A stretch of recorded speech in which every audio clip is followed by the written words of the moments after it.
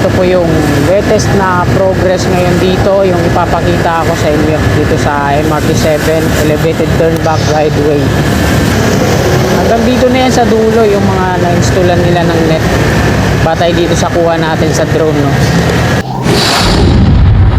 Yan, happy Friday morning mga kababayan, mga kasigap. Nandito po tayo sa ilalim ng concourse dito sa SM North EDSA Station, at sisilipin po natin ngayong araw ng Biyernes yung unit dito sa MRT7 Elevated Turnback Guideway, kung nagdagdag na ba sila, nag-install na ba ng another concrete girders sa ikatlong span.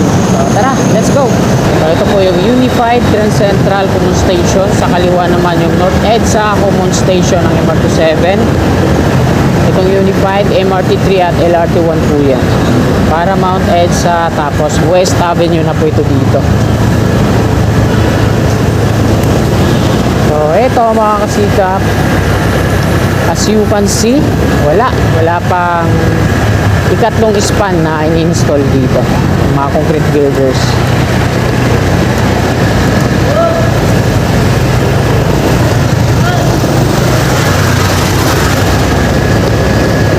Ayan. So ito po yung latest na progress ngayon dito, yung ipapakita ko sa inyo dito sa MRT7 Elevated Turnback Guideway. So hanggat di siguro natatapos yung pag install ng mga steel deck platform, ay di muna sila mag-proceed dito sa ikatlong span.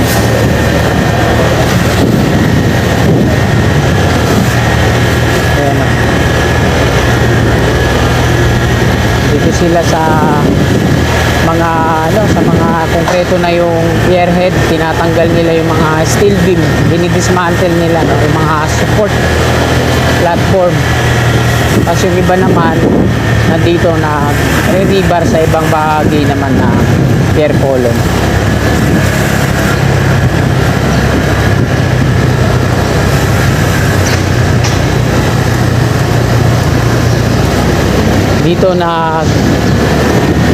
Dito yung rota na inano nila pag sinasarado sa kabila, Bulacan Street. So ito, nag-install naman sila ng steel frame para sa platform dito sa mga wala pang pierhead na mga pier.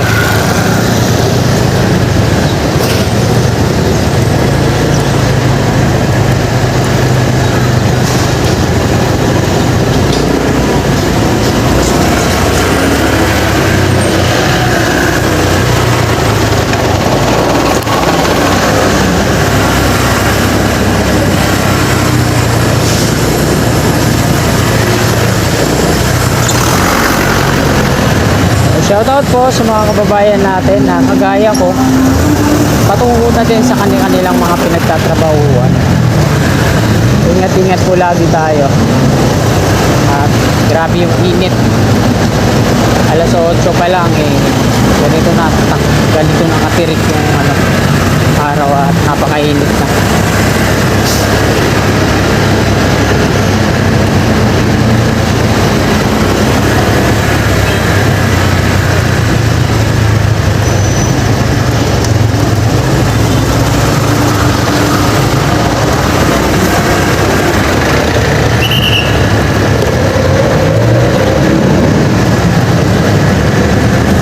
Baler Street.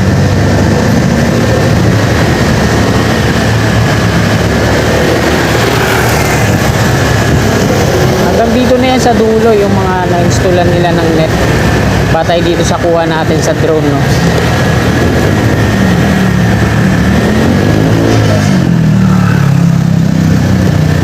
Ayan, hanggang dito na nga yan. Lahat na install nila ng mga net hanggang dito sa pinakadulo. Tapos ito yung pangalawa sa dulo, mayroon na round concrete form. Examiner Street, at U-turn tayo dito.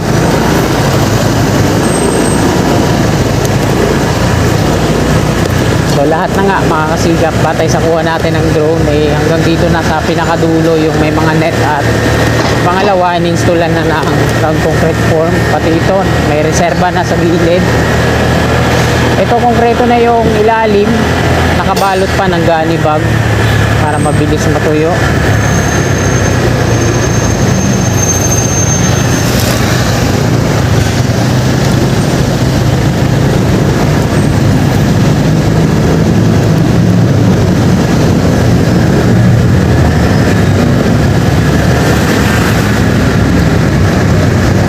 Every tayo mag-update dito, no? Monday, tapos Wednesday at Friday ang update natin dito sa Turnback Guideway, no? Dahil nga sa on the way lang to sa aking trabaho, ay lagi natin itong matadaanan, kaya may update ko lagi sa inyo. Sa mga kasikap natin na nagsusubaybay sa proyektong ito, mag-subscribe na kayo sa aking YouTube channel para lagi kayong updated dito sa kaganapan.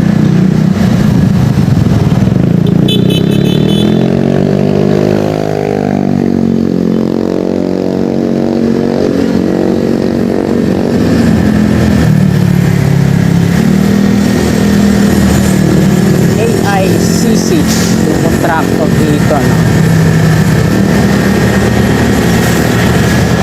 Dami din ng mga naging contractor dito sa MRT7, ano, Turnback Guideway mula umpisa, no?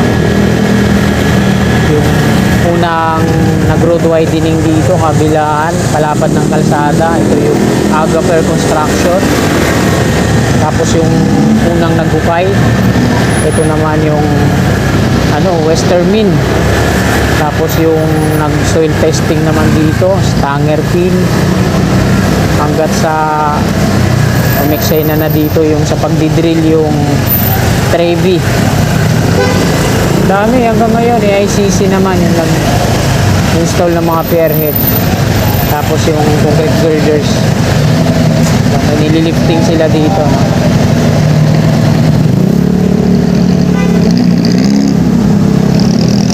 Dinidismantle po nila yung mga steel beam na ginawa nilang platform. Natanggal na nila, nililinis na nila. Ito yung alignment na may mga pierhead na patungo doon. So as you can see nga mga kasigap, wala pang ikatlong span na in-installan nila ng mga concrete girders. Ang ginamit ko dito ay Astro Type 4 concrete girders. Ito, inuuna muna nila lahat installan ng mga steel deck platform. Ayan, tapos na itong dalawa na to.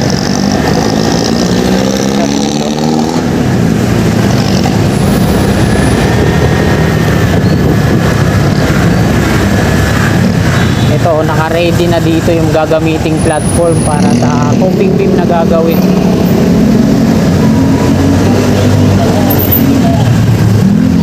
At nasa Paramount EDSA na ulit tayo.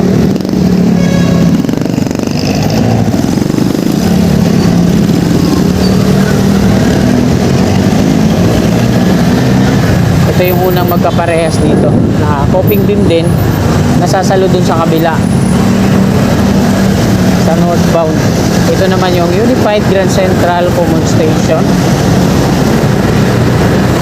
At ito mga kasikap, may tayo dito, informasyon na binahagi ni Sir Bayo Cyber sa atin. Kaya daw pala na terminate to dito dahil doon sa kabila sa pagkakamali, isang pagkakamali. Dito yun yung tinutukoy ni Sir Bayo Cyber, tinutukoy ni Sir Vince Dizon, Secretary ng DOTR. Hindi daw pantay yung alignment ng steel viaduct na yan, eh. So dyan sa tawid yun yung kaya daw na terminate yung BF Corporation, yung steel viaduct na yan patungo dun sa MRT, hindi daw naka-align. So kung titingnan naman natin mga kasigap, kung i-connect siya dun sa MRT 3, yung tumbok nun dun sa pinakadulo, yung mismong pasukan ng Trinoma papunta dun sa loob, yung steel viaduct na yan. Tapos dito sa LRT1 patungo dun. May mga bagong equipment na dito. Ayun o, yung excavator na yon na golden yellow. Tapos yung kulay pink na yan, sa BF pa yan. Wala nang ano, hindi na gumagana yan. Hindi pa napupull out. Tapos may mga ano pa, container doon na ginawa nilang opisina, hindi pa natatanggal. At ayan mga kasikap, hanggang dito na lang tong video na to. Magandang umaga po. God bless po sa ating lahat.